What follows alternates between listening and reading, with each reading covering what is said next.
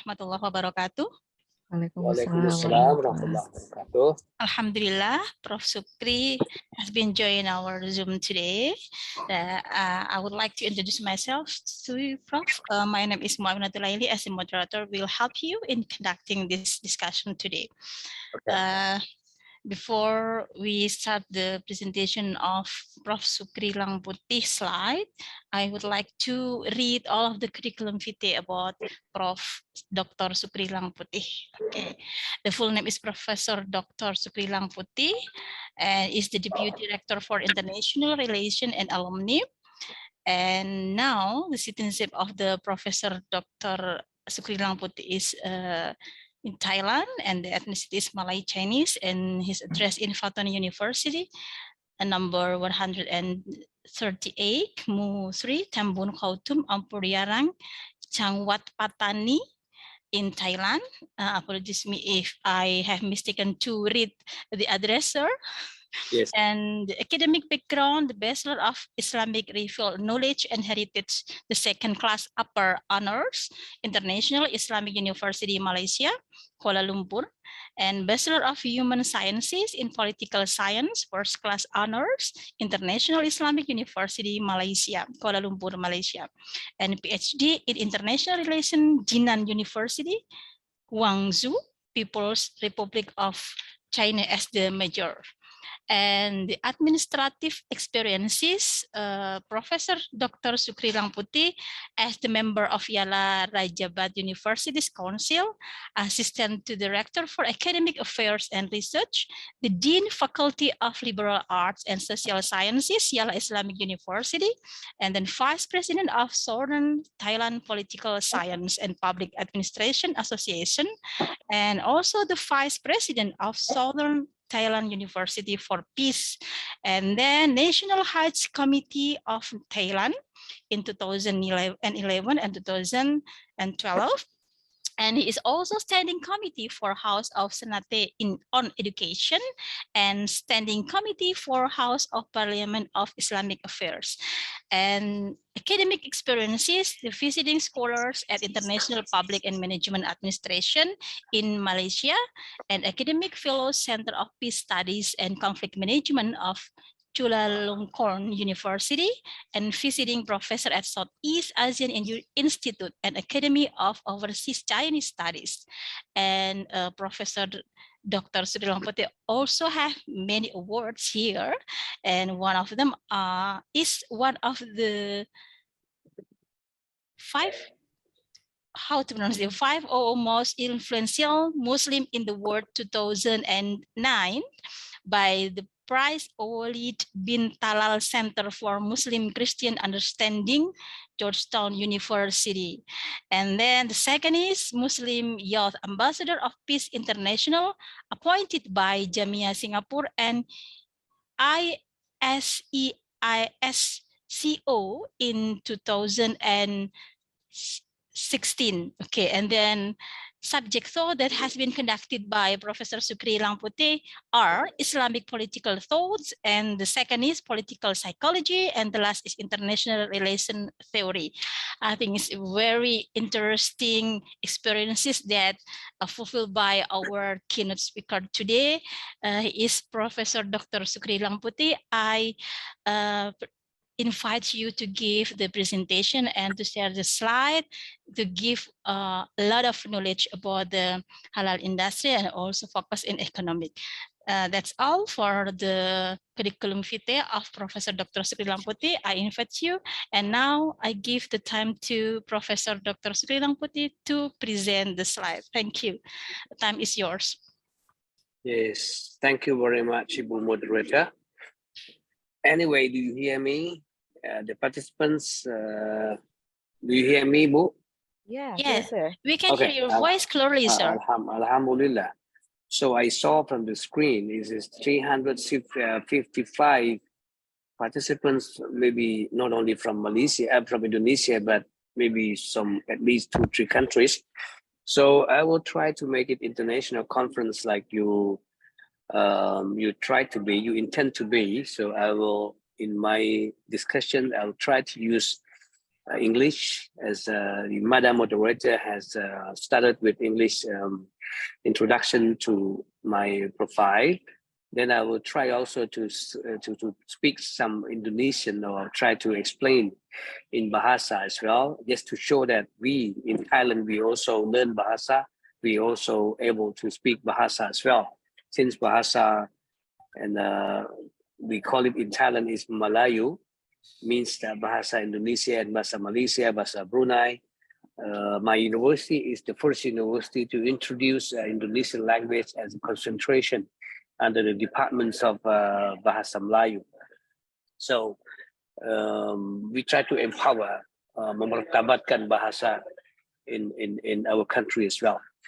And within limited time, because as I understood, I have to finish within 1 p.m. And then after that, there will be question and answer. Since at 1 p.m. I'll be having another conference here in Thailand. I just finished one in Thailand, conducting with Turkey, and then now I'm joining Indonesian conference. But after this, we are talking to another conference as well. So it means that academically, people are joined together in order to empower the the lifestyles and also the well-being of the Ummah. And I think I myself today, under the theme of this conference, regarded many keywords like halal, global economy, and Islam as religion. So in terms of trying to understand, I just asked Dr. Novi to allow me to talk about how to empower religious-based economy for sustainable development. When I talk about sustainable development, it means the economic developments that not only bring us to the country, but bring us to a Jannah of Allah Subhanahu wa Ta'ala. And the economy, which is not only produce a richness to the human body or humankind, or human beings, but it is also creating baldatun tayyibatun wa rabbun ghafur. So anything is related to God, and also the very hereafter. And since I'm living in Thailand, which the majority of the people here, the population here, are not Muslims. So I try to issue the Islamic economics as a religious-based economy.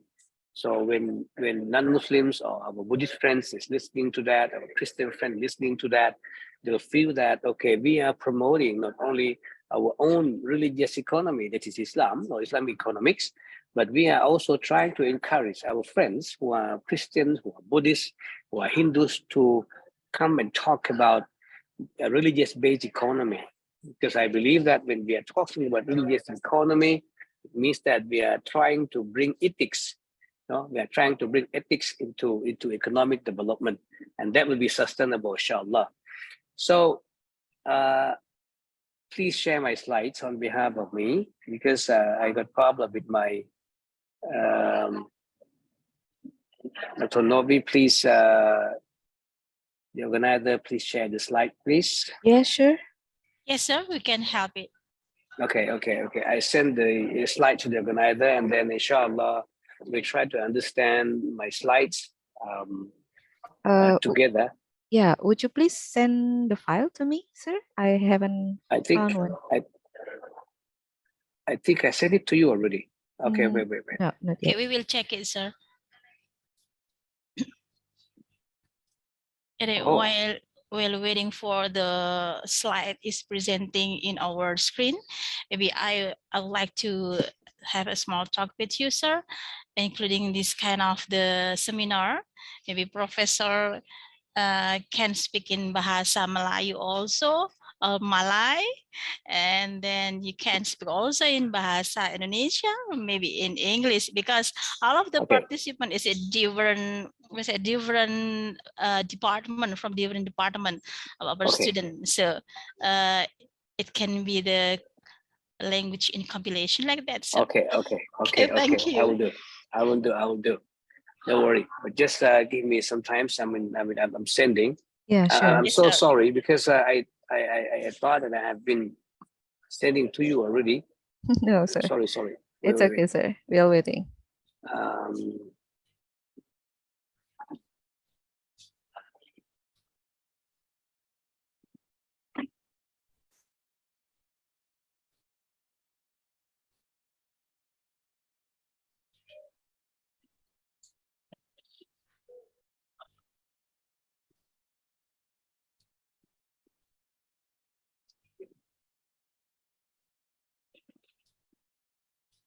Okay.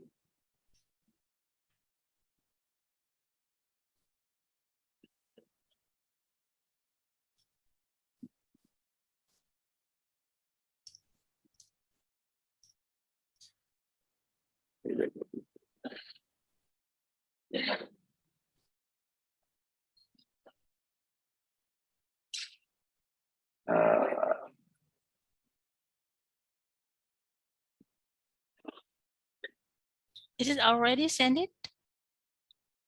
No, I'm sending. Okay, thank you, I'm sir. sending. Sorry. It's okay. So sorry. Oh, for participants now, if you have any question, please Yeah. write down, and then I will come back with questions. I mean, with answers, inshallah. While I'm wait. Sending the file. It's okay, sir. Bisa dipahami karena jauh dari Thailand, sir. Jadi perjalanannya jauh filenya. Masih pusing-pusing kalau bahasa Malaynya. Masih muter-muter. Kalau Ya. bahasa Indonesia pusing-pusing itu pening ya. Pening. Pening, headache. Tapi kalau di sini pusing-pusingin Malay berarti keliling-keliling ya. Jadi masih keliling-keliling ya, dulu. Benar. Saya perlu informasikan juga untuk peserta bisa menuliskan pertanyaan di kolom chat Zoom dalam bahasa Indonesia ataupun bahasa Melayu ataupun bahasa Inggris ya. Apa saja bahasa, kalau bahasa Thailand juga bisa, insyaallah. Barangkali ada yang bisa bahasa Thailand. Kalau ada peserta yang bisa bahasa Thailand juga bisa. Nanti sambil nunggu ini saya akan ceritakan bahwa sebab yang saya tuliskan begini karena kami kalau di negara yang bukan Islam ini terkadang kalau kita sebut Islam ekonomik itu agak sulit mereka paham karena kadang mereka tidak mempunyai mindset tentang Islam economics.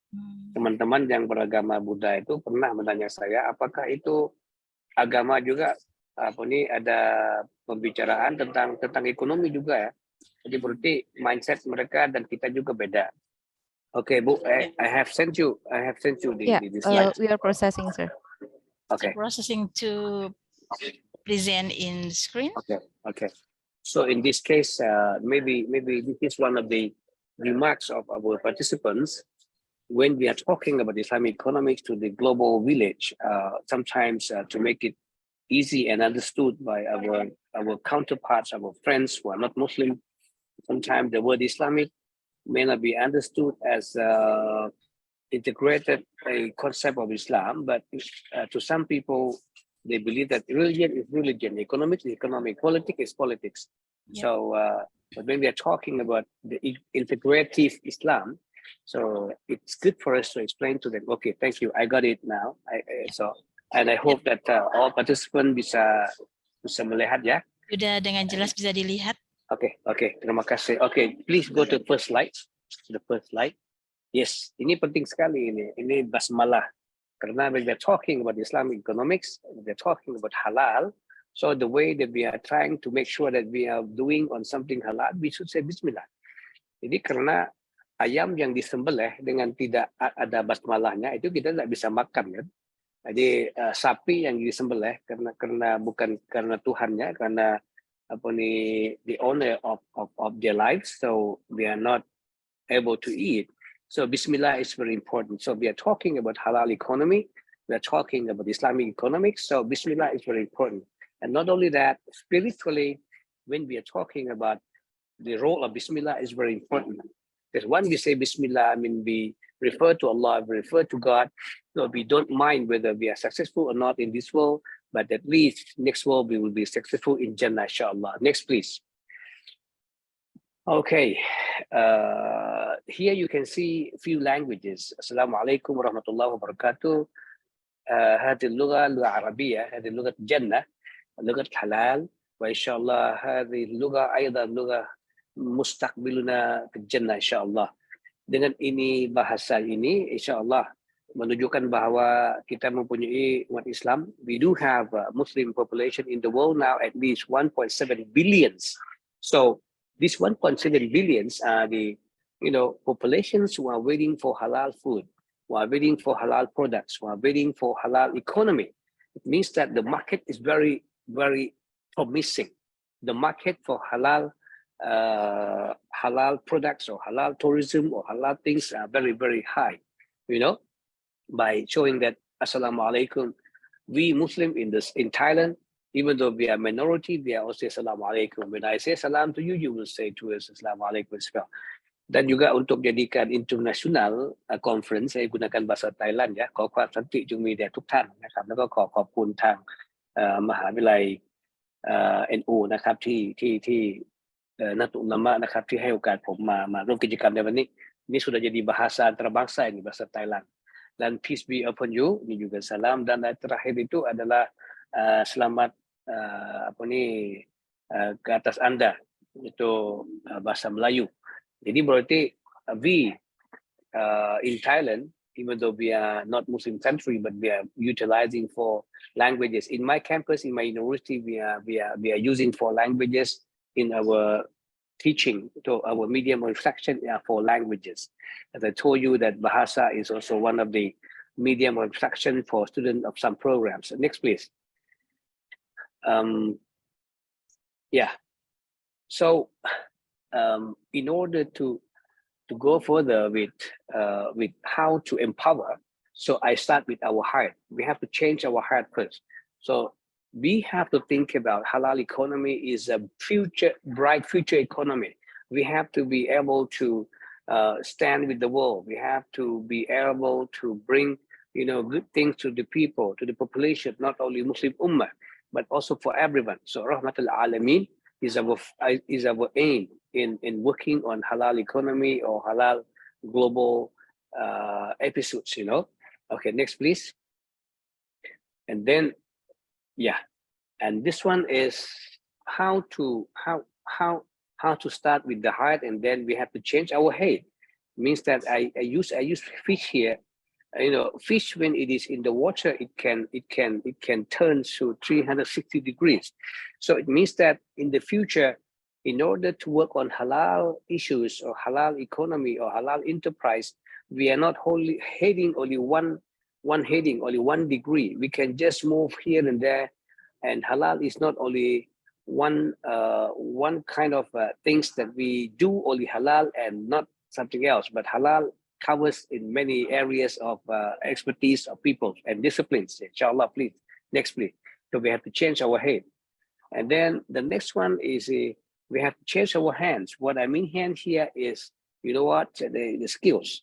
When we are talking about halal, you can see the line, these two lines are the same.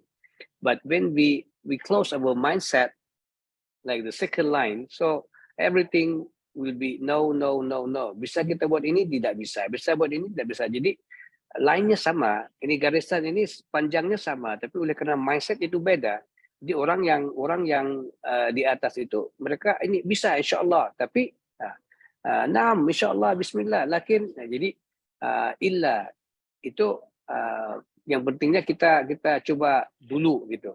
Jadi what I mean here is that people who are going to be involved in halal economy, they have to be positive mind personalities. We have to think positively, because at the end of the day, what we can get from halal industry or halal enterprise is we bring Islam, we bring the dawah Islamiyah ila nas, yani. So we are trying to talk on opportunities more than limitations. Okay, go on please. Next one. Yeah, So this is the contents of my discussion. Inshallah, I will try to finish in time, and then leave some time for us to discuss. Inshallah, if I'm able to answer your question. So I have prologues or introduction. Then I have the second point is the religious-based economy as base for economic and social cultural development. The second point I will talk is about religious-based economy as vehicles for economic and social cultural development.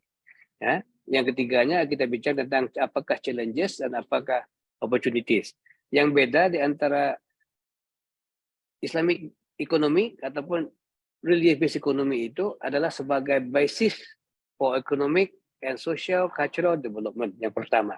Yang kedua, bukan hanya sebagai basis, bahkan sebagai vehicle, sebagai kendaraan, sebagai the techniques for that. Next, please. We go to the first. Okay, when we are talking about the prologues, I would like to remind myself and also everyone to think about Islamic economics as Islamic economic itu sebenarnya bukan ekonomi untuk orang Islam, bukan ekonomi untuk orang yang beriman. Bahkan Islamic economy ini adalah ekonomi for all, untuk semuanya. Kalau kita sebutkan rahmatul alamin itu, in terms of rahmatul alamin, in terms of dakwah Islamiyah, ekonomi juga di bawahnya itu. Kalau pendidikan, kalau kampus-kampus Islam itu bisa menawarkan pendidikan yang bagus, yang berkualitas untuk anak-anak yang bukan beragama Islam, itu satu perkara yang bagus sekali. Itu yang kami pikirkan di kampus Fatoni University. Sampai sekarang kita kasih scholarship untuk anak-anak yang bukan Islam. Karena kalaulah pendidikan Islam itu bagus, maka pendidikan Islam itu harus ditawarkan untuk mereka yang bukan beragama Islam juga. Karena Islam is for all, rahmatan lil alamin. Maka ekonomi yang bersangkutan dengan makanan, pakaian, dan juga tourism apa semuanya itu harus jadikan ekonomi for all. Oke, yang pertama. Itu prolog saya yang pertama. Yang kedua, perubahan dunia sekarang ini, the changing of world, demographical geography. Geografi dunia sekarang ini, kalau dulu geografi itu kita melihat kepada tempat letaknya negara, ataupun tempat letaknya kota-kota gitu ya. Tapi sekarang ini dengan perubahan demografi, oleh karena adanya pandemi, oleh karena adanya peperangan, oleh karena adanya demographical transfer, karena apa saja, maka karena sekarang ini halal industri juga bukan hanya di tempat-tempat di negara-negara yang adanya kota-kota Islam. Kalau katakan di sana Jakarta, di sana Kuala Lumpur, di sana Mekah, di sana Riyadh, ya, ataupun di sana negara-negara yang semacam negara the ancient cities like Istanbul, whatever. But now you can deal with Islamic economics, or you can deal with halal, global products in Germany, in France, in Greece. So it means that the changing of world demographical geography itu menyebabkan halal industri itu bukan hanya di negara-negara yang ada kota Islam, yang sebagai ibu kota Islam, bahkan halal industri itu lebih di global industry. Jadi kita bisa ke sana-sana, kemana-mana aja yang ada orang yang bisa butuh makanan Islam. Oke, makanan halal. Yang ketiga, changing of world political compass and blocks. Jadi ini tentang world politik sudah berbeda. Kalau dulunya ada multipolar dan terakhir ini ada bipolar. Tapi rupa-rupanya sekarang ini bipolar di antara Western and Eastern ataupun Western block dengan Cina, dengan apa semuanya itu agaknya takopuannya kuat sekali. Jadi maka sekarang ini negara-negara Islam agak bebas dikit dari dulu. Kalau dulu kan negara-negara Islam itu mereka harus di bawah kata-katanya Amerika ataupun negara-negara Europe, ya. Tapi sekarang ini oleh karena adanya kekuatan yang berlaku di sebelah Eastern, Cina rupanya pakai ataupun Turki katanya. Jadi kompas politik itu berbeda, maka halal industri juga berbeda. Jadi mengikut apa kekuatan politik negara masing-masing. Dan yang keempatnya itu moving towards digital economy. Oleh karena adanya digital economy, adanya ekonomi yang menggunakan teknologi, jadi dengan itu menyebabkan halal industri di tahap global itu ada sifat-sifatnya yang berubah. Maka dengan itu adalah bagus untuk kita orang Islam. Dan terakhir yaitu transnational digital citizen. Kan saya beritahu tadi bahwa ada demografi yang berubah, ada demografi yang move from one country to another country, walaupun karena peperangan, karena pendidikan, ataupun karena apa saja, maka transnational digital citizen sekarang ini, jadi saya di Thailand, tapi waktu yang sama saya bisa jadikan citizen di mana-mana saja. Kalau sebutkan digital citizen tadi ya. Jadi transnational itu bukan lagi physical transnational, bahkan digital transnational citizen. Ya, okay, next please. Okay, please remind me if my time will be finished. Yeah. So we go to the second point on the religious-based economy sebagai basis ataupun base for economic and social cultural development. Di sini saya akan ceritakan bahwa sebenarnya ini pendapat saya ya, mungkin ada teman-teman akademi dan juga student tulabul alim ya, di Indonesia ataupun dari mana saja yang mendengar mungkin tidak bisa bersama saya tentang ini, saya nggak apa-apa. Karena saya pikir bahwa kalau di saya ada tesis, di sana ada antitesis, maka nanti ada sintesis di antara kita kedua. Maka terakhirnya in terms of epistemologi Islam itu dia akan meningkat ya. Kalau kita tidak ada antitesis, itu nanti kita bersetuju sama dengan ustadz-ustadz, sama dengan kiai-kiai. Jadi development of Islamic epistemology itu menurun nanti. So ini adalah epistemologi saya yang saya merasai bahwa sebenarnya rukun Islam itu adalah basis untuk economic development. Allah Subhanahu wa taala telah menyediakan buniyad Islamu ala khamsin. Saya coba pahamkan dari itu, buniyah ini adalah engineering terminology. Buniyah al-Islam. Islam itu dibina. So maka Nabi Muhammad SAW telah menggunakan kalimah di hadis ini buniyah. Sebenarnya ja'alal Islam juga bisa. Sebenarnya kita bisa gunakan isim kana, isim inna, innal islama, khamsasa arkan, adapun kana islamu, yakunu ala, itu bisa juga. Tapi kenapa Nabi SAW telah menggunakan istilah mustalahat ini budaya al-Islam. Jadi budaya ini adalah engineering terminologi. Maka dengan itu saya pikirkan bahwa Allah SWT telah konstruk Islam itu di atas tiang-tiang agama yang berdiri teguh di atas ekonomi yang sebagai output dan juga outcome-nya. Contohnya begini. Yang pertama, asyhadu an la ilaha illallah wa asyhadu anna Muhammad Rasulullah. Ini sebagai basis untuk ekonomi Islam dalam bidang pendidikan. Bayangkan kalau hari ini di Indonesia sudah berapa kampus, khususnya kampus Islami, yang mendirikan kampus-kampusnya untuk mengajar Al-Quran, Sunnah, dan juga agama dan mata kuliah lain yang berkenaan dengan agama in order to construct the strong pole of Islam. Untuk menjaga syahadahnya itu bagus, genap dan juga tepat dengan apa yang diajarkan oleh Islam, maka di sana tubuhkan sekolah-sekolah dari SD sampai ke SMP, SMA, lepas itu kampus-kampus S1, S2, S3. How much you spend money for that? So can you imagine how much money, how much in rupiah you spend for developing Islamic economics in terms of education? Jadi berarti dengan ada rukun Islam yang pertama untuk menegakkan la ilaha illallah wa Muhammad Rasulullah. Jadi kita ada sekolah Quran, kita ada sekolah SD yang mengajar Islam, kita ada sampai S3 Islamic Studies di Indonesia. Adanya kampus-kampus NU, kampus Muhammadiyah, ada IAIN, ada sekolah tinggi agama semua itu. This is the first rukun Islam yang empower economic development on education. Yang kedua, kalau coba slide seterusnya, Pak. Oke, ini yang saya maksudkan ekonomi rukun Islam. Saya gunakan istilah ini, ekonomi rukun Islam sebagai asas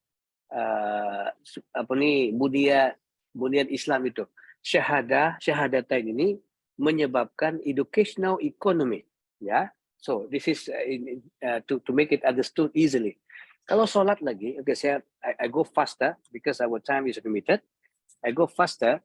So kalau sholat itu bagi saya mungkin kalau di sudut fikih itu sholat ini ada rukun ada rukunnya, ada syarat wajibnya, ada syarat sahnya, ada bagaimana batal sholat, ada begitu begini. Ini kalau orang fikih, orang usul fikih dia bincang tentang itu. Tapi sekarang kita kalau saya orang politik ya, saya orang political science, saya orang dosen dalam bidang sains politik ini, saya melihat sholat ini sebagai satu gaya leadership, satu model leadership yang begitu penting, yaitu ada yang di depan. Jadi leadership dalam Islam ini harus ada yang di depan, yang bertanggung jawab. Tapi kalau dia melakukan kesalahan dalam pembacaan, bacanya tidak benar, tidak betul, jadi maka harus dibawa turun ya, dan ada yang mengganti. Dan kalau dia batal, ada yang mengganti nanti. Ini bagi saya melihat begitu. Tapi kalau sekarang ini kita dalam conference halal ataupun conference ekonomi ini, saya menggunakan bahwa sholat ini adalah tekstil ekonomi. Kenapa? Karena orang Islam tidak bisa miskin. Sewajarnya tidak bisa miskin karena paling kita ada pakaian untuk bersolat. So we must have, our clothes, our religious clothes, itu also praying set. See? So bayangkan kalau di Indonesia 250 juta rakyat Indonesia itu, kalau paling tidak ada satu set saja, dan satu itu berapa rupiah, berapa miliar, satu setnya kita kalikan dengan rakyatnya 250 juta plus itu, how much money you use for textile economy for solar. So, jadi itu bayangkan bahwa dengan adanya rukun solar itu menyebabkan kita itu ada ekonomi, ada fabrik pakaian solat itu, ada baju koko, apa semuanya itu untuk sholat, ada songkok, ada kopiah, ya semua itu. Oke, I don't want to go further on that because our time is limited again. We go for siam. Bagi saya, bulan puasa yang akan bermula besok ataupun lusa ini, melihat apa kita ru'yah bulan, anak bulan, bagi saya inilah siam ini, kalau hukum fikihnya banyak sekali kita bisa hurai 3-4 jam tidak bisa cukup ya. Tapi kalau bidang ekonominya, siam ini adalah food industrial economy. 30 hari seluruh dunia umat Islam 1.7 million ini, how much we pay for our food during our iftar, our sahur. Can you imagine that we take iftar and then after 30 minutes before, after that we go to toilet and then we bring all out. Then can you imagine that the money that we use for the food for iftar, how much? And then mashallah, it is really rukun ekonomi Islam ya. Itu yang ketiga. Yang keempat itu zakat. This is of course bagi saya ini social finance economy. Adalah social finance economy. Dan terakhir itu haji, yaitu halal tourism industry. So bagi saya ini saya melihat dari sudut tourism aja, tidak melihat di sudut lain-lain yang sebenarnya. Adapun biasanya kita menceritakan bahwa haji itu di bidang ini, bidang ini, bidang ini. Cuman di sini saya pada hari ini saya melihat dari sudut ekonomi, maka bagi saya rukun Islam kelima-lima ini adalah ekonomi rukun Islam. Ya, please go back to the last slide, please a little bit. Okay. So, just now I talk about principle of Islam itu sebagai basis. Maka yang kelima-lima tadi adalah basis rukun Islam tentang ekonomi yang memang itu adalah ekonomi halal. Ekonomi halal. Halal ekonomi. Sekolahnya halal. Kalau tadi pakaiannya ya, pakaian untuk sholatnya halal. Kalau tadi siamnya untuk makan ya, itu food industry itu makanan halal. Kalau tadi zakat apa semua itu finance yang halal, keuangan yang halal, dan juga tourism halal untuk haji contohnya. Oke, satu. Yang kedua, the teaching of Islamic economic system which is applicable for Muslim and non-Muslim. Ini menunjukkan bahwa how fair Islam is. So Islamic economic is not only for Muslim scholars, it's not for Muslim researchers, but anyone can come and do researches on Islamic economics. And now we can see a lot of non-Muslim who are experts and or even professors in economic or Islamic economics, Islamic finance, Islamic banking, where they are not Muslim. Okay, ini menunjukkan bahwa Islamic economic itu, adapun religious-based economy itu adalah basis untuk economic development. Yang ketiga, ini jelas sekali, yaitu Islamic economics adalah basis untuk social development, cultural development, karena akhirnya ujung jatuhnya yaitu forward for baldatun thayyibatun wa rabbun ghafur as sources mobilizing state's economy for economic development. Okay, next slide please. Next two slide. Next slide. Again. Okay. Now we are talking about religious-based economy sebagai vehicle, sebagai kenderaan, sebagai teknik, sebagai metode for economic and social cultural development. Mekanisme-mekanismenya, yang pertama itu mekanisme for Islamic social financial system. Jadi oleh karena adanya Islamic based economy, oleh karena adanya religious-based economy tadi, jadi mekanisme ekonomi dari sudut Islam, adapun dari sistem Islamnya itu tersendiri akan dibentangkan dan ditubuhkan. Apart from the conventional mechanism of conventional economic.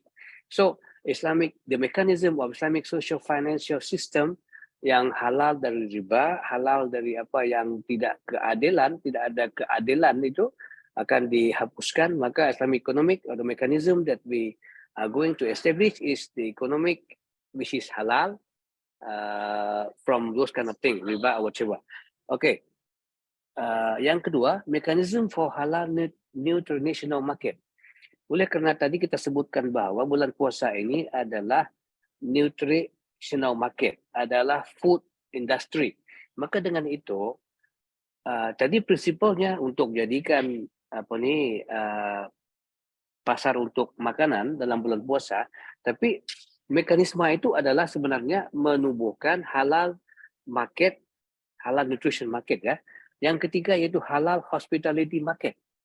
Jadi dengan adanya kita pergi ke Makkah itu how many thousands of companies or travel companies throughout the world that are heading to Makkah, and all of them are halal tourism mechanism. Okay, can you imagine? In fact, we can find out what are kinds of travel company which are conducting halal tourism. Itu adalah halal tourism for Hajj, halal tourism for haji. Karena datangnya dari mana-mana saja, walaupun bukan negara Islam, makanannya harus halal, hotelnya harus halal, semua aktivitas selama mereka bekerja haji itu halal. Jadi semuanya ini adalah satu perkara yang penting sekali untuk kita untuk menggunakan dasar-dasar Islamic rukun Islam tadi itu untuk menegakkan bahwa Allah SWT sudah menggariskan peluang-peluang kita untuk Islamic economic. Dan terusnya halal textile market. Jadi kalau sholat tadi ya, mekanisme untuk halal textile market. Yang karena inilah sekarang ini, kalau kita contohkan di Asia Tenggara ini ya, kalau dulu orang Thailand, orang Malaysia, orang Brunei pergi ke Jakarta, pergi ke Tanah Abang, ataupun sebelah sana untuk apa? Untuk membeli pakaian-pakaian halal, baju-baju koko untuk dijual di Malaysia, di Brunei dan di Thailand, dan juga mungkin di Filipina. Tapi sekarang ini ternyata bahwa pasar Bentan di Vietnam, di Ho Chi Minh itu, walaupun di situ bukan tempat orang Islam, bukan kota orang Islam, di situ adalah negara sosialis. Jadi penghuni-penghuni toko-toko itu bukan Muslim, tapi mereka telah dijadikan toko-toko untuk menjual pakaian-pakaian halal. So halal textile markets is not only in Muslim countries now, but also in countries like China and also Korea, and of course the new Bentan textile market for halal market ini adalah di Vietnam, ya. Yang terakhir itu mekanisme for halal educational system. Oleh karena adanya sekolah-sekolah, kampus-kampus di dekat sekolah tinggi untuk meyakinkan bahwa pendidikan Islam itu mengajar la ilaha illallah Muhammad Rasulullah, maka terakhirnya kita adakan halal educational system. Semuanya bagi saya adalah religious based economy, adapun ekonomi Islam yang sebagai vehicle atau mekanisme untuk menjagakan ekonomi dan social cultural development. Oke, terusnya, Bu. Next page. Oke, saya akan berhenti dengan ini, dengan challenges ya. Oke, next please. Ini adalah challenges yang saya dapat after talking to many people and doing my research. Challenges for actualizing religious-based economy adalah yang pertamanya mindset, ada worldview, ada world tension. Umat Islam sendiri masih melihatkan bahwa halal sistem itu, halal education itu, halal ekonomi itu masih isu-isu hanya isu fikih, bukan isu dalam bidang-bidang lain. Yang keduanya Islamofobia, ini satu challenges. Yang ketiga lack of education for future among Muslim population. Future studies among Muslim population itu masih sedikit sekali. Yang ketiga, lack of initiative for Islamic capital system. Dan terakhir, lack of collective proposal for economic development plan among Muslim communities. So this is, I just write it. Okay, next please. Next please. Okay, these are photos that's challenges among Muslim communities. At the level of the same community or among the Muslim countries or whatever. Oh, next please. This is the things that happen among us. Next please. Ya, ini juga begitu. Masalah kita sekarang ini, sometimes halal ekonomi itu tidak bisa berkembang karena kita sama-sama kita sendiri yang menolak turun. Ya, oke, next please. Nah, ini juga challenges karena kita tidak tahu ke arah mana kita akan bawa halal ekonomi itu. Sampai sekarang ini kita masih hidup di dalam negara-negara Islam, bahkan sebenarnya negara-negara yang bukan Islam itu banyak sekali sekarang ini, terutamanya di Europe, di Amerika Serikat itu pasar-pasar halal itu begitu kuat sekali. So it seems like a non-Muslim halal market is promising now and becoming very big now. Next please. Okay, this is also another problem that finally we got a good product from one country, we cannot send to another country.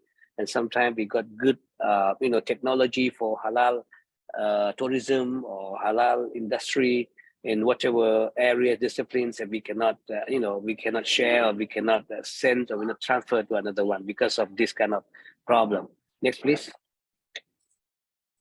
Yeah, okay. Now we are talking about opportunities. Yeah, I will go down with opportunities. Teruskan. Maka dengan ini, adanya conference ini, insya Allah kita coba turunkan, kita coba limitize, kita coba kurangkan tentangan-tentangan dan juga masalah-masalah, dan kita akan melihat di sana ada peluang-peluangnya.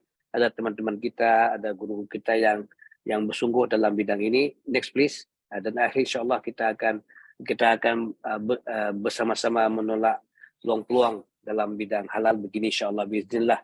Minority Muslim and majority Muslim semuanya ada peluang yang sama untuk meningkatkan halal industry insyaAllah in the future. Next please.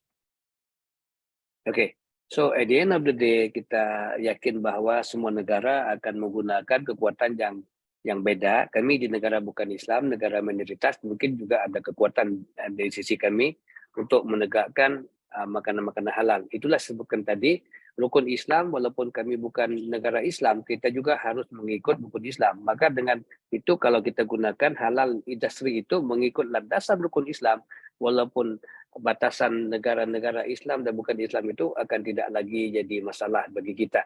Oke, teruskan. Ya, terakhir kita mau jadikan semua kebanggaan, kejayaan ini adalah kebanggaan dan kejayaan bukan hanya di dunia, bahkan di akhirat nanti semua dapat nomor satu, semua dapat jadi hero insyaallah di sisi Allah Subhanahu wa taala di hari kiamat nanti, di surga nanti insyaallah. And finally, teruskan Pak, Ibu. Ya, kita di sini dalam bidang industri halal ini di peringkat global juga di peringkat kota kecil-kecil kita melakukan dua generasi. Yang pertama generasi syuyuh, yaitu masyayikh-masyayikh yang memberikan sokongan, memberikan empowerment, dan kita juga perlukan syabab dan pemuda-pemuda yang sering diberi peluang dan juga bersungguh-sungguh dan memberi penghormatan kepada syuyuh-syuyuh, kepada orang tua gitu. Ya, next one, the last one I think. Ya, okay, I don't have time to go anymore.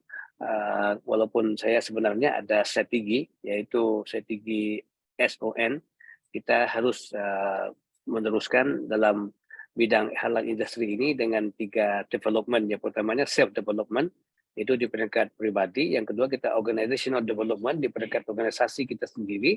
Dan yang ketiga yaitu networking development, yaitu kita harus ada pembangunan antar network kita, network yang di agama negara Islam, negara bukan Islam, orang Islam bukan negara Islam. Oke, teruskan.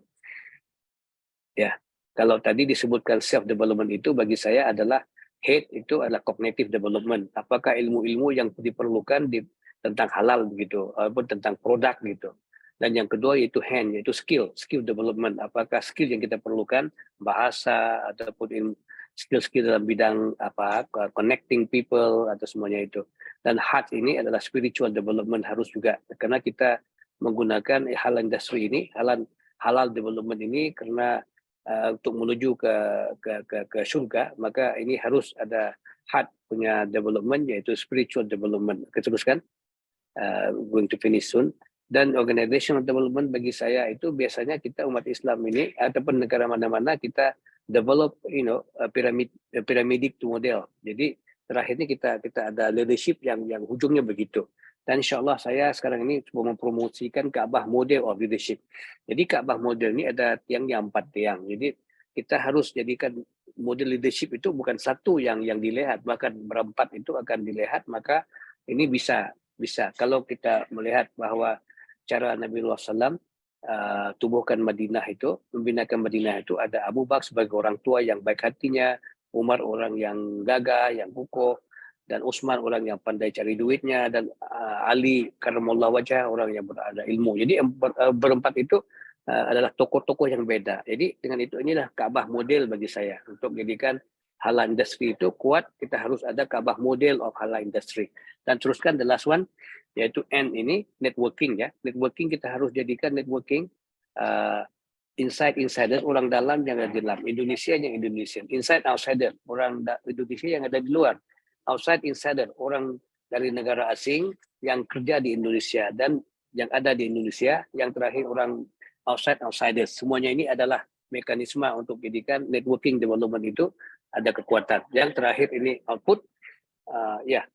Epilog saya akhirnya Islam provides its base for economic development, dan Islam itu provide mekanisme untuk economic development, dan terakhir adalah Muslim should be upper hand.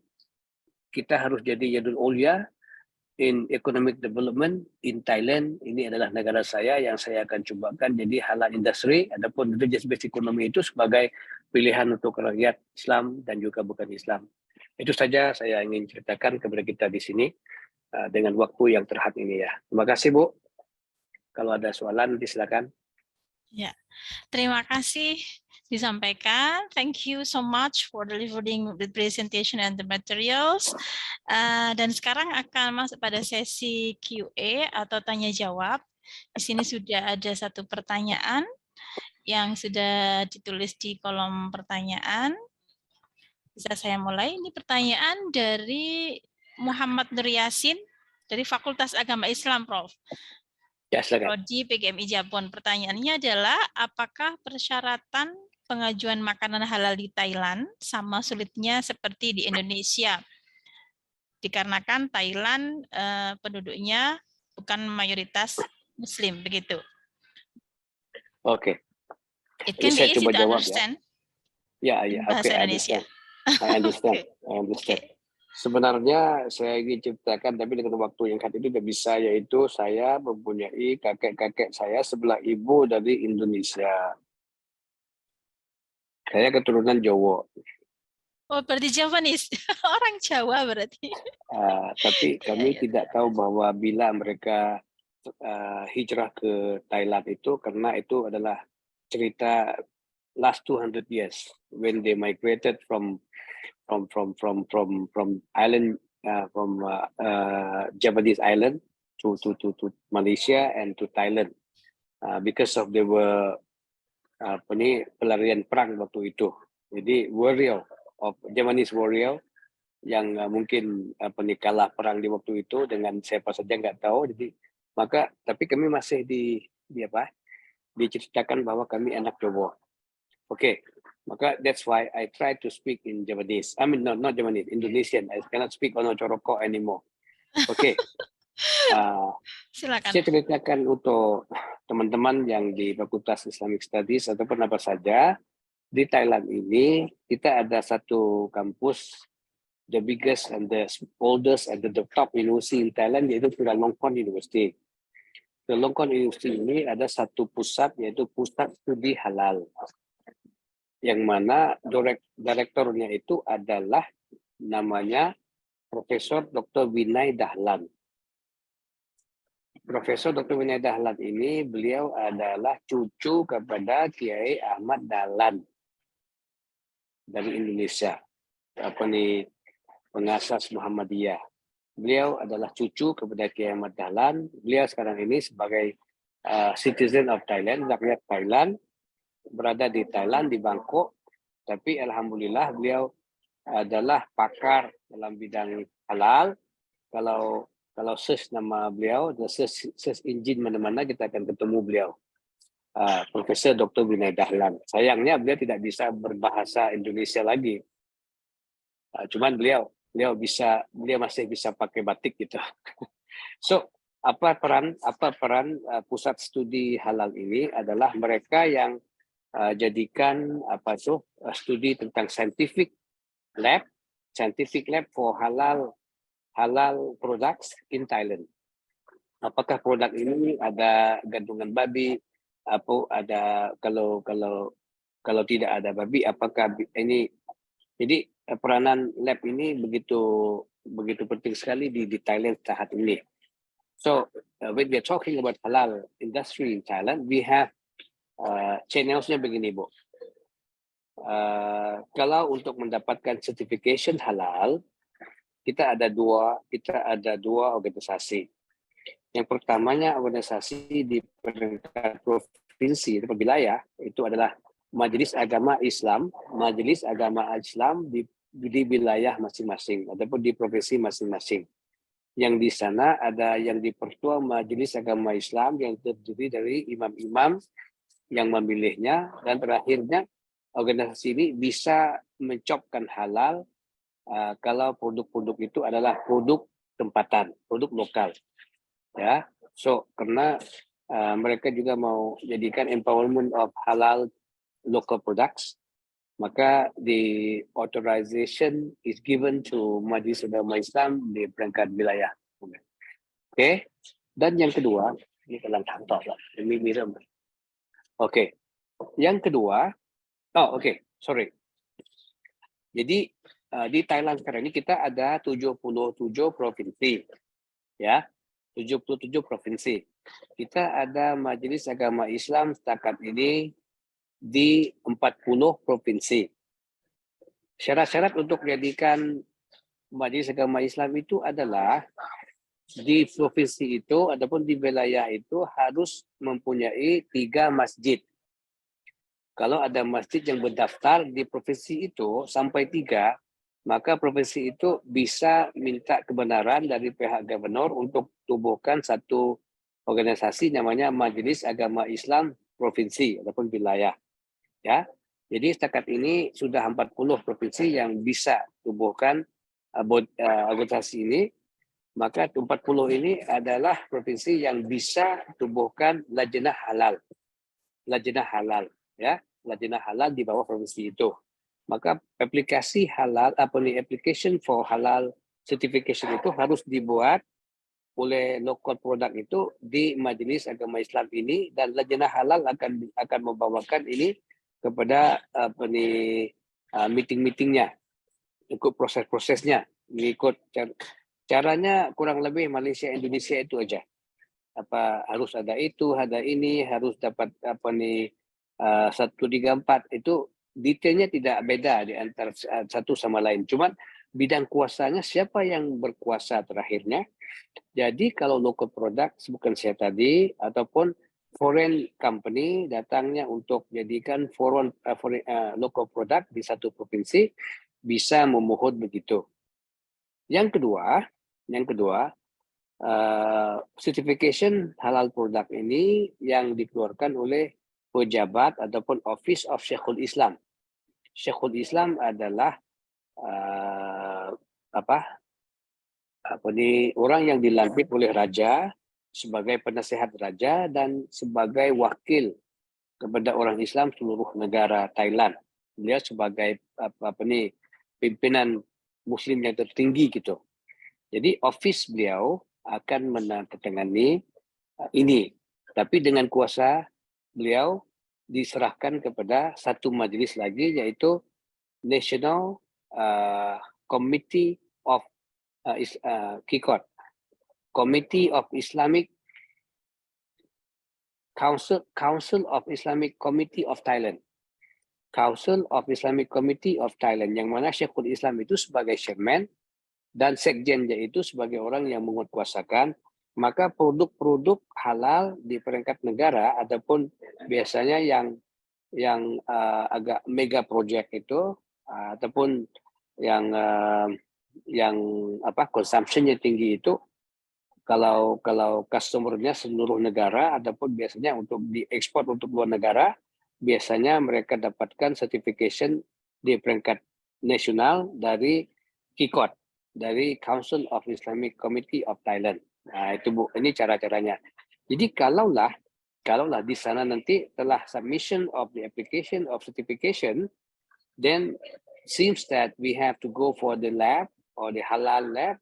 Now we do have at least 2 labs. The first lab is in Bangkok, which I mentioned just now, in Chulalongkorn University, where the product will be sent there for lab tests. Okay, for laboratory tests. So they will go for the testing, and then with the test of the products approved, so they will certify that certificate of halal, and that will be national certificate. Okay, just now what I mentioned is about local or provincial certificate, but this one is national certificate. You may have to pay much more because the committee is bigger, and then the process is longer sometimes. Okay. But another center that we have now in Prince Songkhla University in the south, in Hat Yai, this is also another place that I'm working on the test laboratory approval. Okay, so this is the process that we are doing in Thailand. But in terms of 1, 2, 3, 4, 5 details, mostly the same, sama aja dengan Malaysia Indonesia. Cuman apa yang beda itu adalah apa yang mengikut landasan undang-undang ataupun hukum-hukum yang agak spesial di negara masing-masing itu aja. Siapa yang akan diberi mandat untuk sign halal, siapa yang akan menjaga, who is controlling this kind of certificate. So this is a national agenda. This is a national management. Itu aja. Yes, please. The rest, even though we are not Muslim country, but we are following the Syar'i punya procedure. Yes. Ya Bu, itu aja saya punya jawaban. Ya, terima kasih atas jawaban yang telah diberikan. Sudah sangat jelas sekali, dan itu juga menjawab untuk pertanyaan yang kedua yang ada di kolom chat Prof tadi. Untuk yang pertanyaan ini, pertanyaan terakhir ya. Dari Afidatul, saya ask a question about how are the halal regulation in export and import, maybe specifically in Thailand.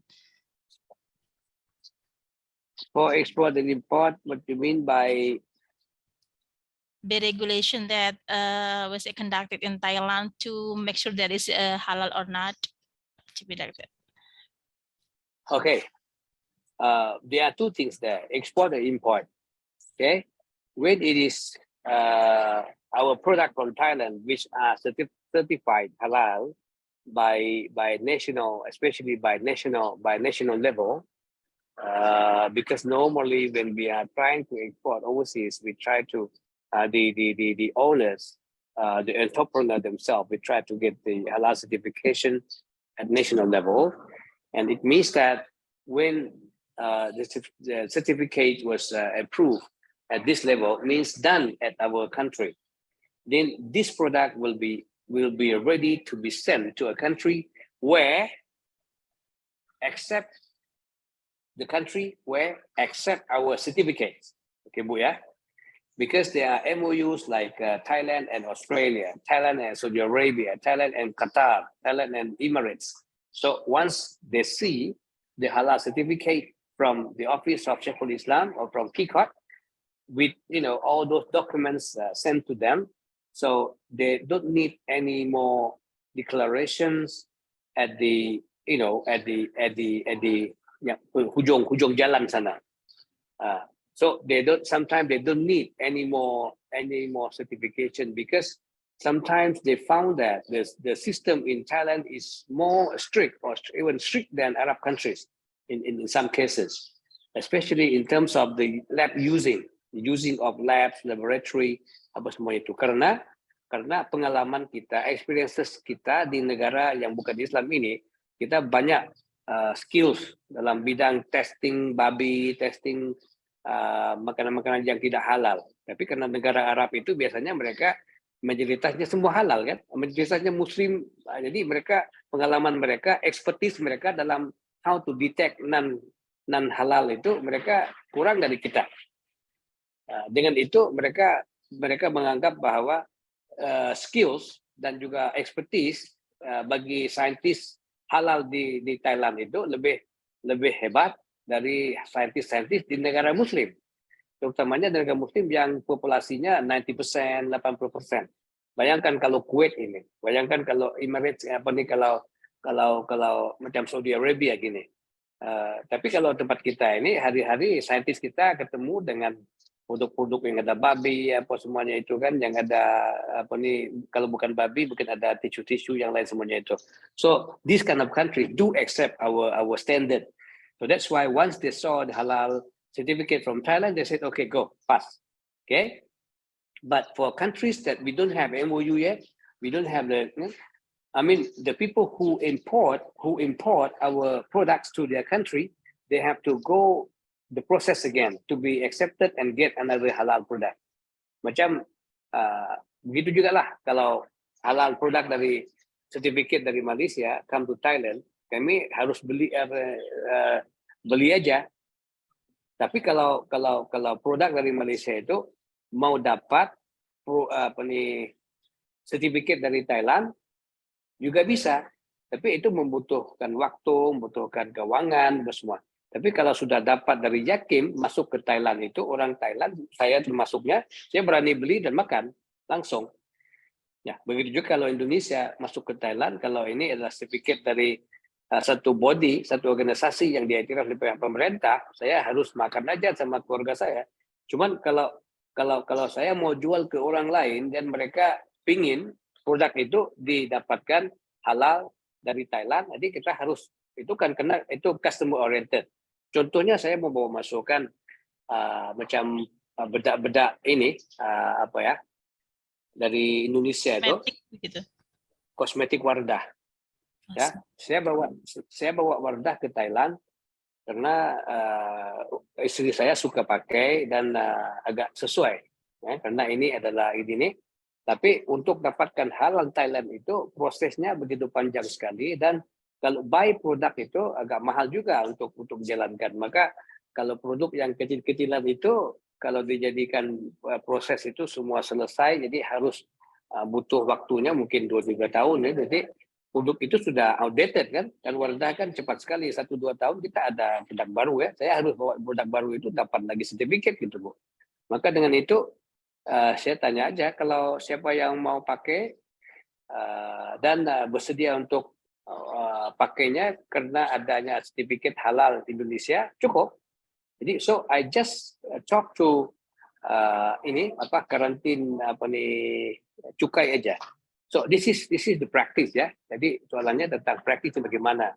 So prinsipalnya begitu, tapi praktisnya begitu juga. Kalau ada customer yang bersedia untuk pakai logo halal dari negara yang kita iktiraf, jadi cukup itu aja. Begitu Bu. Jadi tidak jawaban perlu saya. double certificate begitu Pak ya? Ya, tidak perlu, melainkan kalau ada persyaratan untuk customer oriented ataupun kalau mau jadikan pasaran khusus gitu Bu. Yeah, from specific orientation, maybe we have to make it in double halal certification. Yeah. Yes. Thank you very much. I think this is at the end of the. Ini di sini ya Bu, session. di sini I propose for those who are running this kind of activities, especially the organizer, please think of ASEAN ataupun Global Halal Certificate. Jadi kalau sudah dapat sertifikat dan otoriti Indonesia yang mendapatkan sertifikat halal di Indonesia itu, apakah sudah bisa juga dapat sertifikat untuk Thailand. Jadi kalau kita we go beyond that, we have ASEAN Halal Certificate, for example. So we go to the lab test in Jakarta, means that Bangkok also can issue the halal one. Yeah. If we go to the Thailand lab test, so once the lab test is done, we send to Jakarta, send to KL. So finally, that company can be use the halal certificate at ASEAN level, for example, ASEAN or at level. least if not ASEAN level, we can Thailand, Indonesia, Malaysia, Brunei punya community certificate gitu Bu. Yeah. That should be research done by your university, inshallah. Yeah, I mean, and it can be globally for all the Muslim in the world. Okay. Yes, Bu. Thank you very much. Terima kasih atas semua paparan yang telah dijelaskan oleh Prof. Langputih ya. Nah, and then this is our last session, sir. Actually, do you learn? LGA. I mean, do you learn something, or your I participant learn something from me? Oh, really? Based on all of the question, I think that all of the participants learn more about how the Islam as the base of the economy for the Islamic global. Dari pertanyaannya tadi mungkin sudah terlihat sekali bahwa peserta pada hari ini sudah bisa mendapatkan banyak pengetahuan, banyak wawasan tentang bagaimana religious based economy as the Islamic global, seperti itu. Pertanyaannya menarik. Okay. I think that's a very fruitful discussion, sir. But we have a limited time to continue our discussion. So thank you very much. And then I write some summary of your explanation. Yeah, we know that the religious-based economy as the globally Islamic global, or it means that our religious as a Muslim, we have a vehicle for economic and also for the self-development, organization development, and network development to make easy our halal industry.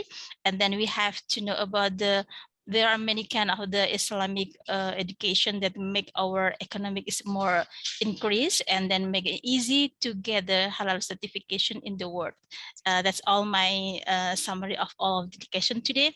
Thank you very much for Prof. Sukri Langputih for all of the experience and inspiring information that given to us today.